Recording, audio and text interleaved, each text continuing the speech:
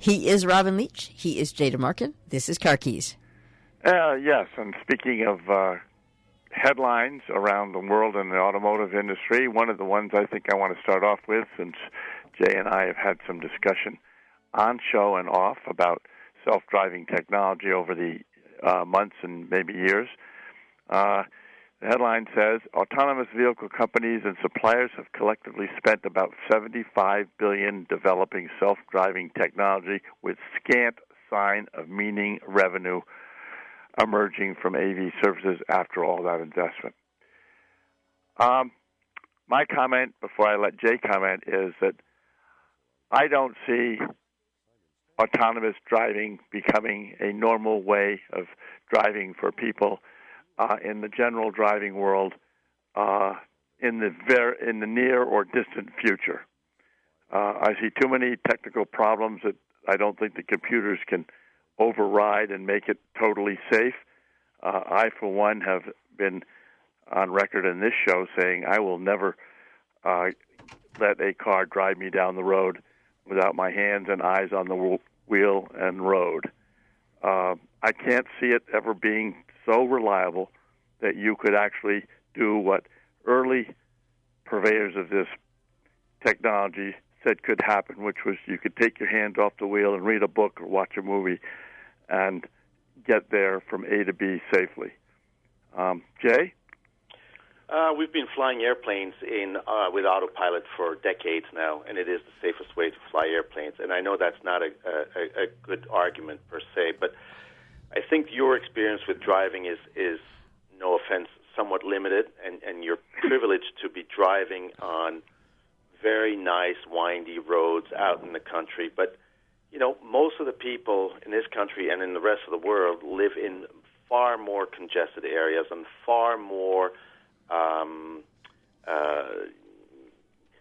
specific and purpose-built highways, modern highways. And I do think that there is a place for autonomous driving, and we've seen that, and I know we've gone back and forth with that for a few years now. But I do see that it you know, in traffic conditions, it is helpful. And there's no fun in driving at crawling speeds in traffic.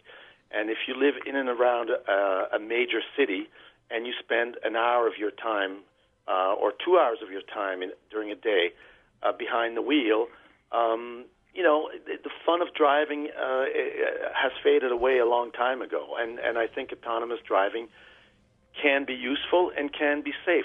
What is the definition? I'm sorry. What is the definition of Are we talking semi-autonomous? Well, and there are very, very, very, you know, and this gets very complex because there are very different stages of autonomous driving, and we're at the very beginning of autonomous driving, and the self-driving features we have in cars now don't meet any of the regulations that will be in place in the next decade or so to allow for full autonomous driving. And Okay, I'm going to step in here. I agree, Jay, with your theories.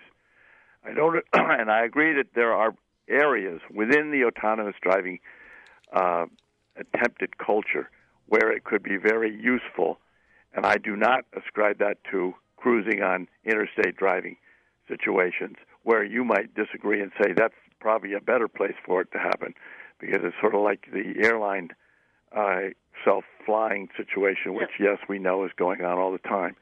Problem I have with it is, even in congested areas, is, and this is directly related to a recent event that happened, Jay, while you were still in Europe, to my wife who got hit by a driver coming at her in her lane, and fortunately it was not a head-on collision, maybe because she was not autonomous driving, not that she could have been, but wasn't, and had her eyes on the road and saw the event happening, unfolding before her, to her horror, and it did not end in a successful evasive maneuver because there wasn't space on the side of the road to which she tried to get to avoid a collision of any kind, and proceedingly got hit. And we don't know whether the driver of the other car was asleep was on his phone, was distracted some way or other, but he certainly wasn't self-driving an autonomous car because it was a 67 Corvette that hit her. This kind of thing is going to happen because there are so many older cars on the road that the computers won't be in these backup older cars. They're going to be on the roads for decades to come after self-driving vehicles theoretically hit the road and are sought by many who are ascribing to the theory that autonomous driving is a safer way to drive. So let me barge in again here and say I agree with you. It's not happening overnight. It's going to take decades. That's right. Well, that's all I'm saying. I'm not saying it's never going to happen. I won't be around. You might not be around. I hope to be around because I hope to live a few more decades. But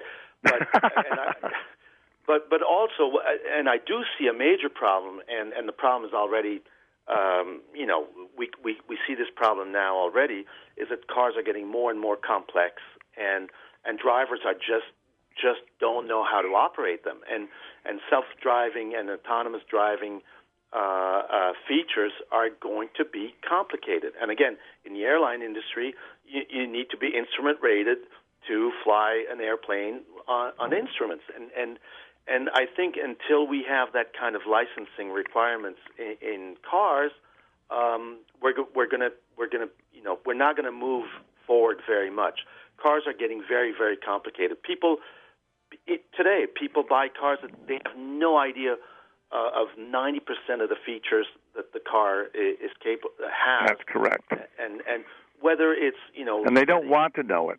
And you're right, they don't want to know it. So it's kind of a waste of technology. And yes. And there, I agree with you. We can move on when you're ready, Jay. Yeah, I'm ready. Okay. The next topic I will cover, and then I'm going to let Jay cover because he's got a lot to say probably since he's been away for a while. Is another article from AAA which says the most common car maintenance mistake according to your mechanic. And I read through it, and it's not too interesting to go into in depth. But one of them was there were several areas. One of them was maintaining the correct pressure in your tires year round, as opposed to setting it and forgetting it. From season to season, at least when in a part of the country where there are seasons and temperature changes, which drastically can affect tire pressures one way or the other. And the other thing was to make sure that the fluids in your car were in visible ranges so you knew that there was fluid in the area of the vehicle. This is for fossil-fueled cars, but it also goes to windshield washer fluid containers, brake fluid containers, levels, radiator fluid levels, and the like.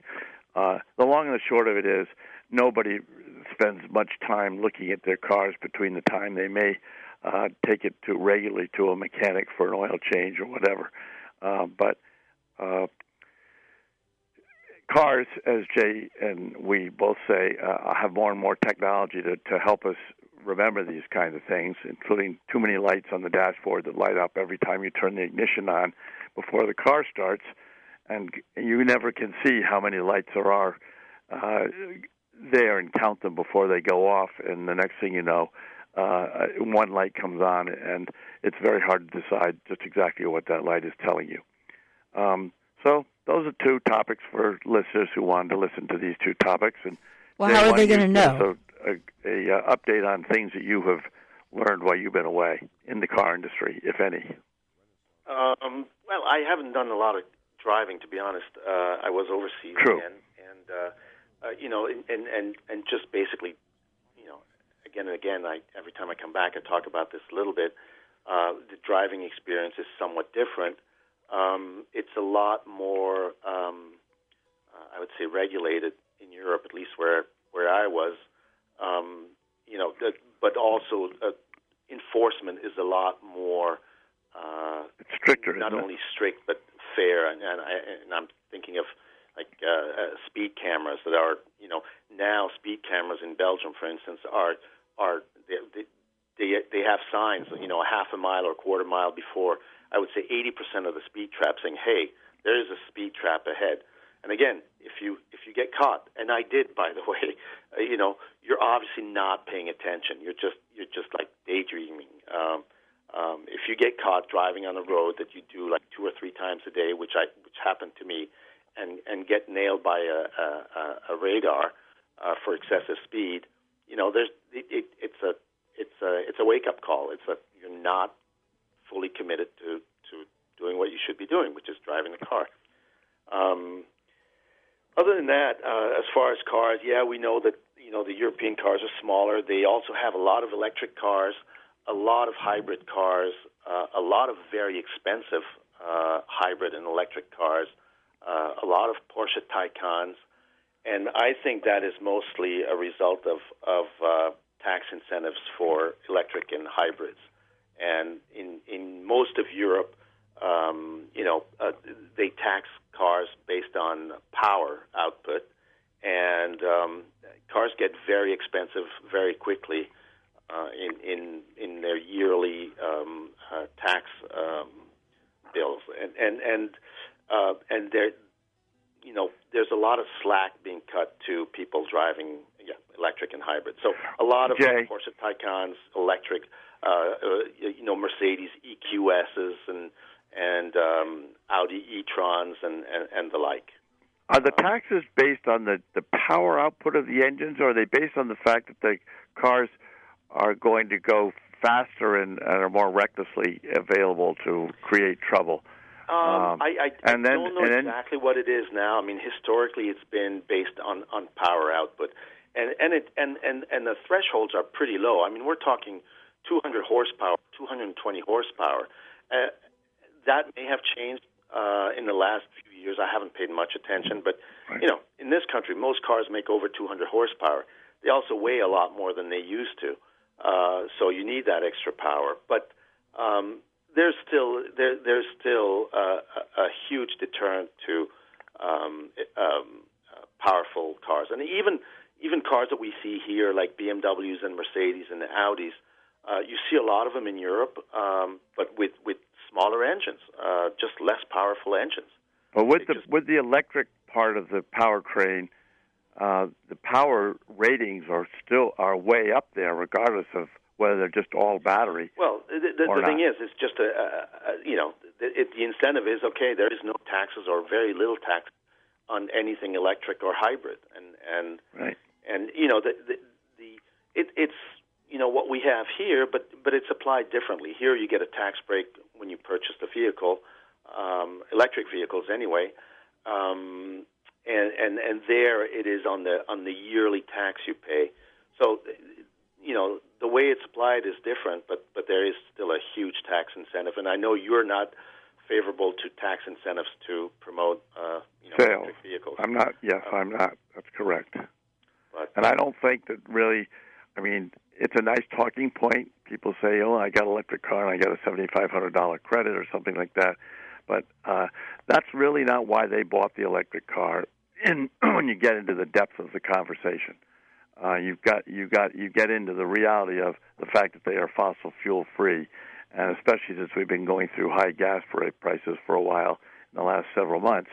Over the last several months, it's been a big talking point because they just smile knowingly as they go by gas stations and don't have to fill their car with gasoline.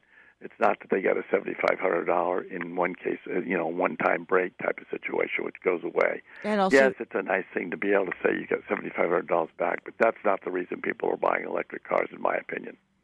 But also, you've also got the driving situation, which actually goes back to what you were discussing in terms of autonomous.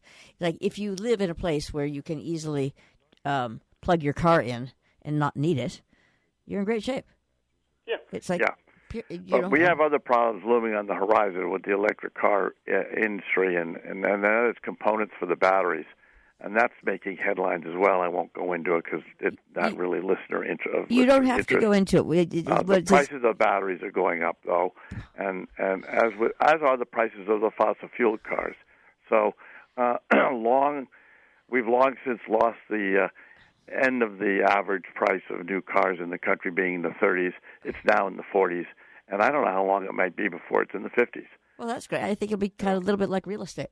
Now, Yeah. but the other way, what I want to go back to, however, is that 2+ years ago, whatchamacallit, we did a show where Jay's daughter was quite aware of the ravages that battery production creates. Forget costs, okay? So all of these people who are driving by gas stations feeling quite sanctimonious should be aware that the mining, the mining of these. We've got that environmental situation, which is a talking point for it's not a talking part point. of the part of the people population in this country. There's no simple way to produce a vehicle that isn't going to have some negative consequence in the production era. And Robin, you don't have to go down to mining mines to find situations of child labor. Hyundai was fined and is under scrutiny now in Alabama for using child labor in their factories. I know this is totally unrelated, but I'm just... Yes, it is. It's totally, I don't think we need to belabor this actually, for the listeners. Belabor it. No, but I wasn't honestly looking at... We weren't talking about child labor either. Well, that's okay. It's worth... It's a conversation that should be had. But separately... Jay, it wasn't the child labor aspect. It's the environmental... there's a huge level of... whatever you want to call it, but we can call it also sanctimony about how much better it is. And so it's those people that are driving around feeling great that should find out what the production of their batteries is actually doing to the environmental cost. That's all. Just everything is risk-reward ratio. Correct. I agree. Moving on, Robin. I have, somebody spotted a lightning pickup in the northwest corner. I have not seen it yet. The industry is realizing that the electric pickup truck industry is going to be good, I think, in general for people who do not overload their pickups with too much load factor rating, unless if they're going to be driving more than 100 miles a day on a daily basis, because so far the battery technology has not gained enough ground to be able to allow the manufacturers to tell you that a pickup getting 220 miles to 250 miles range empty will get the same mileage loaded. And GM's got a new Denali coming out, which their advertisement shows a Denali apparently lugging 6,000 pounds, and then they say the range is 400 miles, but it doesn't connect that 400-mile range to the loaded Denali, I'm sure. And tests are showing that there is no major range factor. Range, whether it's battery powered or diesel powered or gas powered, and we all know that. And but I think Ford is pleased. I didn't see the split of the proportion of F-150 Lightnings in the overall sales of Ford vehicles.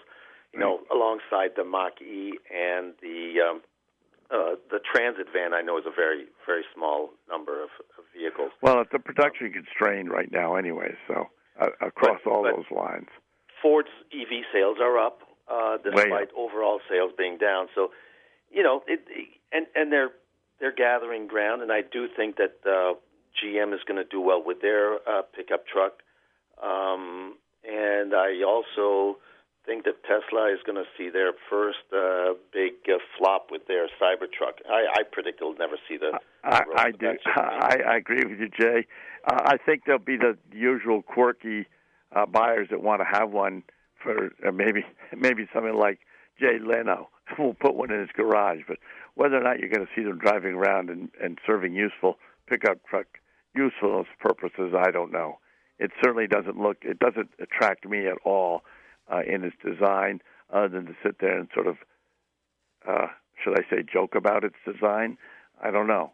And I don't know whether it's ever going to come out with bulletproof glass, listeners. That was one of the big things that flopped on the first presentation of the truck on the stage when somebody shot something at the window and it broke. I thought it was a rock. Anyways. All right, well. Was that a chief selling point? Was that a selling point? Yes. Well, it's an interest level point, that's for sure. I see. A bulletproof truck without having built a bulletproof vehicle, you don't need it. You think? Okay. What else? We're in safety tip time, Jay. Well, safety tips are always the same, but that we can be reminded of them. Keep your eyes peeled. We're going into fall. It's getting wet outside again. It's time to look at tire situation. Well, we also have much earlier darkness and much later lightness on each side of a day now. So let me tell you, when you see these people running in the morning in black fitness and gray outfits or non-reflective if you're driving clothing a Toyota on, it's terrible. or a Ford, just put your lights on because there's no auto lights on most of those models. Even Jay, while you were away, I ranted about that. I drove down Route 8 the other day, listeners. Again, I'll repeat it. There were more than a half a dozen cars without rear or front lights on as it was getting darker and darker. And it was also raining hard.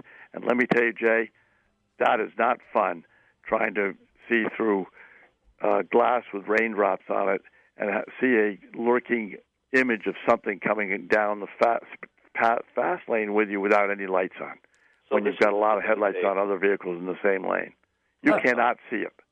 And I'm just going to throw in, because this happens, and I don't know.